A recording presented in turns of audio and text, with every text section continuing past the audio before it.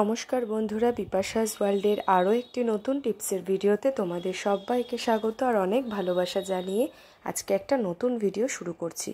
দেখো বন্ধুরা, সকাল থেকে রাত পর্যন্ত মহিলাদের অনেক কাজকর্মই থাকে, তাই কিছু কাজকর্ম আমরা যদি একটু বুদ্ধি খাটিয়ে করি তাহলে কিন্তু নিজেদের সুবিধে হবে, সারাদিন পর নিজেদের জন্য কিছুটা সময় বার করতে পারবো, ঠিক সেরকমই অনেকটা খরচ সাশ্রয় হবে। চলো শুরু করা যাক আজকের ভিডিওটি ভালো লাগলে অবশ্যই সাবস্ক্রাইব করে পাশে থেকো। প্রথম টিপস, দেখো বন্ধুরা, আমরা যখন কোথাও বেড়াতে যাই তখন কিন্তু এরকম ফোনের যে প্রয়োজনীয় চার্জার সেগুলো কিন্তু আমরা একসঙ্গে নিয়ে যাই।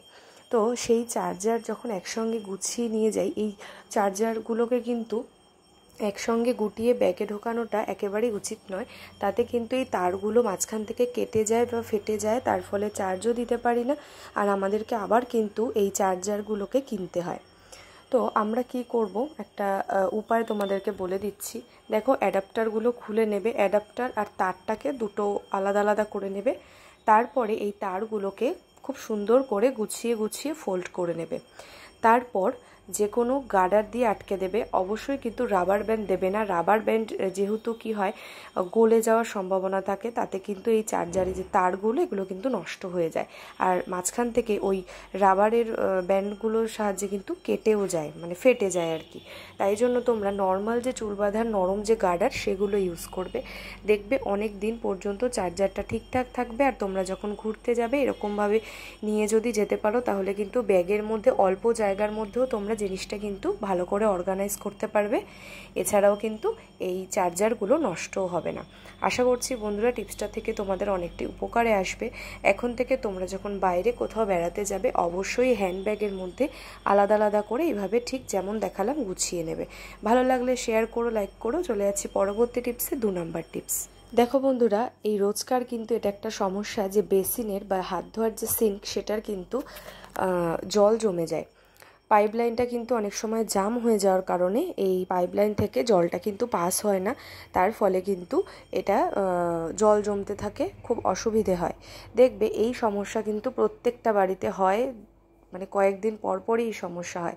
তার জন্য কি করবে দেখো, তো আমার এই বেসিনটা একেবারে মোটামুটি ক্লিন রয়েছে, আমি তাই মাঝখানে একটা বাটি দিয়ে জলটাকে আটকে তোমাদের দেখাবো কিভাবে তোমরা নিজেরাই, কোনো বাইরের কোনো লোককে ডাকতে হবে না, কোনো প্লাম্বারকে ডাকতে হবে না, তোমরা নিজেরাই কিন্তু এই বেসিন থেকে জলটাকে পাস করতে পারবে। কি করবে দেখো বন্ধুরা, এরকম পাম্প, যে ধরো শ্যাম্পুর বোতলের যে ওপরের এই পাইপটা থাকে, অথবা কোনো ফেস ওয়াশ দেখবে এই ফর্মে কিন্তু থাকে, তো সেটার ওপরেরটা মানে ওই বোতলগুলো যখন ফুরিয়ে যাবে ফেলে না দিয়ে কি করবে দেখো, এরকম পাইপগুলো তোমরা রেখে দেবে।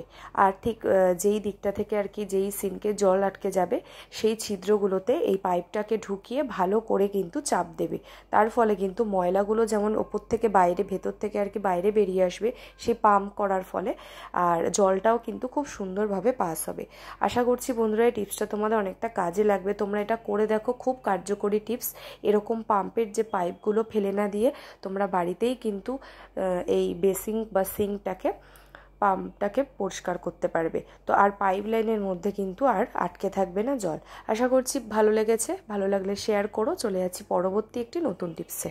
পরবর্তী টিপস, 3 নম্বর টিপস। দেখো বন্ধুরা, এই যে সুই বা সুচ যেটাই বলো, এগুলো কিন্তু আমরা গুছিয়ে রাখি এক জায়গায়, কিন্তু এক এক সময় হয় তাড়াহুড়োর সময় আমরা কিন্তু কোথায় রাখি প্রয়োজনের সময় সেটা খুঁজেই পাই না।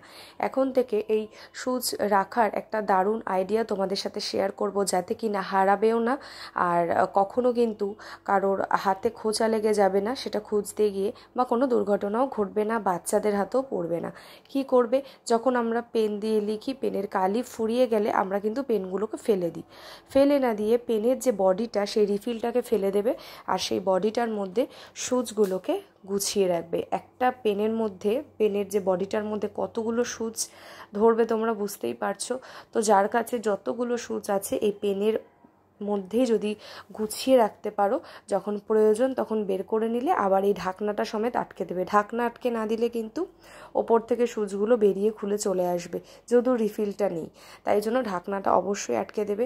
খুব সুন্দর একটা অর্গানাইজার হয়ে যায় কিন্তু এরকমভাবে সুচ তোমরা পেনের মধ্যে কিন্তু রেখে দিতে পারো। এখন থেকে পেন খালি হয়ে গেলে ফেলে না দিয়ে অবশ্যই কাজটা করে নিও। ভালো লাগলে সবার মধ্যে শেয়ার করো। চলে যাচ্ছি পরবর্তী একটি নতুন টিপসে। পরবর্তী টিপস 4 নাম্বার টিপস, দুর্দান্ত একটা আইডিয়া মহিলাদের জন্য। বন্ধুরা তোমরা এই টিপসটি দেখলে এখনই ট্রাই করে নিও। দেখো বন্ধুরা, ঘরে কিন্তু অনেক সময় ভাঙা বা পুরনো বা রংচটা এরকম টুল থাকে, সেগুলোকে কিন্তু আমরা কী হয় অনেক দিন পরে কী হয় ফেলে দিই, কোথাও গিয়ে ফেলে দিই, তো সেটার কাজে লাগাই না। ধরো একটু বেশি যদি ভেঙেও যায় বা রং উঠে গেছে, দেখতে খারাপ লাগছে, পুরনো হয়ে গেছে বহু বছরের, ফেলে দেবে না। দারুণ একটা অর্গানাইজার তৈরি করে আজকে তোমাদেরকে দেখাবো, যেটাতে কিনা তোমাদের দৈনন্দিন কাজকর্ম করতে অনেকটাই সুবিধে হয়। দেখতে থাকো। দেখো আগে টুলটার মধ্যে আমি এখানে একটা মিডি নিয়ে নিয়েছি বা স্কার্ট, লং স্কার্ট নিয়ে নিয়েছি, সেটাকে পরিয়ে দিলাম, কারণ তাহলে দেখতে ভালো লাগবে, ভাঙাটাও বোঝা যাবে না, আর রং উঠে গেলেও কিন্তু দেখতে খারাপ লাগবে না। অবশ্যই একটা মোটামুটি দেখতে ভালো একটা কিছু এটার মধ্যে কিন্তু কভার হিসেবে পরিয়ে দিও। এটাতে কিন্তু পুরনো নাইটি দিতে পারো, নাইটি দিয়েও কিন্তু এটা হবে। অনেক সময় হয় পুরনো নাইটি ফেলে দিই, সেটা ফেলে না দিয়ে তোমরা কিন্তু এই কাজটা করে নিতে পারো। তো দেখো আমার কাছে একটা লং স্কার্ট ছিল, সেটাকেই আমি রেডি করে নিচ্ছি খুব সুন্দর করে। আগে এটাকে আমি একটা কভার করে দিলাম, দিয়ে এবারে ঘরের একটা সাইডে বা ব্যালকনি বা বারান্দায় যে যেখানেই রাখতে পারো না কেন সুবিধে মতো, ঘরের একটা কর্নারে সুন্দর করে এটাকে রেখে দাও, টুলটাকে উল্টে অবশ্যই। তার ফলে দেখো এর ভেতরে যে গ্যাপিংটায় আমরা স্পেস পাচ্ছি, এটা কিন্তু রোজকার যে আমরা কাপড় জামা যেগুলো আমরা ধোয়ার জন্য বা কাপড় কাচার জন্য জমিয়ে রাখি যেই জায়গায়, তো সেটা কিন্তু এইভাবে তোমরা তৈরি করে নিতে পারো। তো এটার মধ্যে তোমরা প্রত্যেক দিনের ব্যবহার্য জামা কাপড় ছেড়ে এটার মধ্যে রাখলে, তারপর সকালবেলা উঠে যে যেরকমভাবে ওয়াশিং মেশিনে হোক কাচাকুচি করি, তো সেইভাবে করে কিন্তু তোমরা এটাকে কাজে লাগাতে পারো। এটার মধ্যে এখন থেকে যেই প্রত্যেক দিনকার যে জামা কাপড়, সেটা কিন্তু তোমরা গুছিয়ে বা জমিয়ে রাখতে পারো। তো খুব সুন্দর কিন্তু এই টুলটাকে তোমরা এইভাবে কাপড় জামা রাখার জন্য অর্গানাইজার হিসাবে কাজ করতে পারো। কেমন লাগলো বন্ধুরা টিপসটি? অসাধারণ একটা আইডিয়া, তোমরা ফলো করো। এই ভাঙা টুল বা পুরনো টুল কখনোই ফেলে না দিয়ে দুর্দান্ত আইডিয়াটি করে নিতে পারো। তো বন্ধুরা আজকের ভিডিওতে কোন টিপসটা তোমাদের সব থেকে বেশি ভালো লেগেছে সেটা অবশ্যই কমেন্ট করে জানাবে। কে কোথা থেকে আমার ভিডিওটি দেখছো সেটাও জানিও। আর আজকের ভিডিওটি ভালো লাগলে অবশ্যই বিপাশাস ওয়ার্ল্ডকে সাবস্ক্রাইব করে পাশের বেল বাটনটা অল করে রেখো, যাতে আমার ভিডিও নোটিফিকেশান সবার আগে তোমাদের কাছে পৌঁছে যায়। আজকের মতো ভিডিওটি এই পর্যন্তই বন্ধুরা। পরের দিন এরকমই হেল্পফুল টিপস নিয়ে, দুর্দান্ত আইডিয়া নিয়ে আবারও দেখা হচ্ছে তোমাদের সঙ্গে। ততক্ষণ সবাই সাবধানে থেকো, সুস্থ থেকো, ভালো থেকো।